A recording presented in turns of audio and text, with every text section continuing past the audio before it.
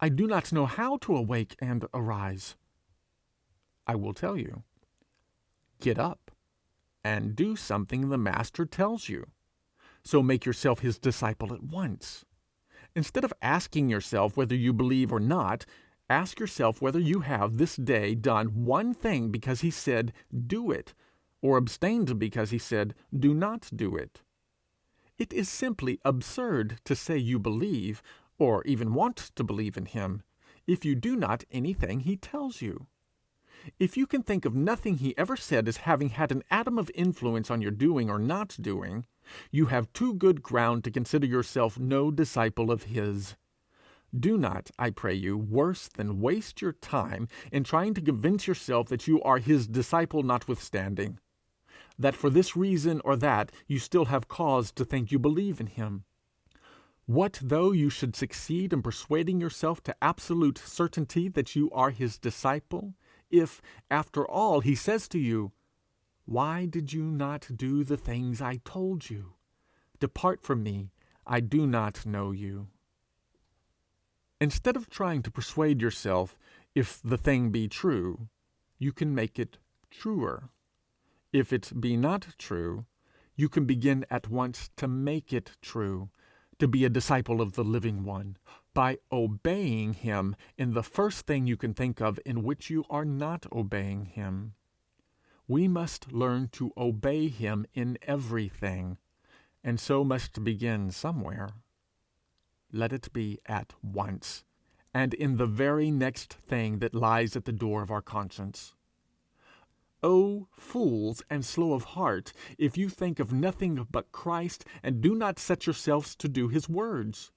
You but build your houses on the sand.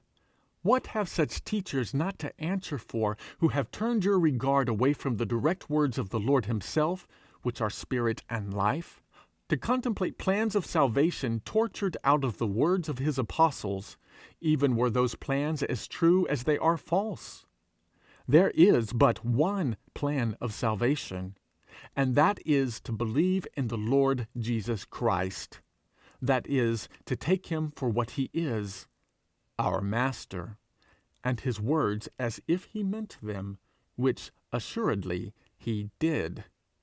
To do his words is to enter into vital relation with him. To obey him is the only way to be one with him. The relation between him and us is an absolute one. It can nohow begin to live but in obedience. It is obedience. There can be no truth, no reality, in any initiation of at-one-ment with him that is not obedience. What? Have I the poorest notion of God, and dare think of entering into relations with him, the very first of which is not that what he saith, I will do? The thing is eternally absurd, and comes from the father of lies. I know what he whispers to those to whom such teaching as this is distasteful. It is the doctrine of works. But one word of the Lord, humbly heard and received, will suffice to send all the demons of false theology into the abyss. He says the man who does not do the things he tells him builds his house to fall in utter ruin. He instructs his messengers to go and baptize all nations, teaching them to observe all things whatsoever I have commanded you. Tell me, it is faith he requires. Do I not know it? And is not faith the highest act of which the human mind is capable? But faith in what? Faith in what he is, in what he says. A faith which can have no existence except in obedience. A faith which is obedience. To do what he wishes is to put forth faith in him. For this, the teaching of men has substituted this or that belief about him, faith in this or that supposed design of his manifestation in the flesh. It was himself and God in him that he manifested.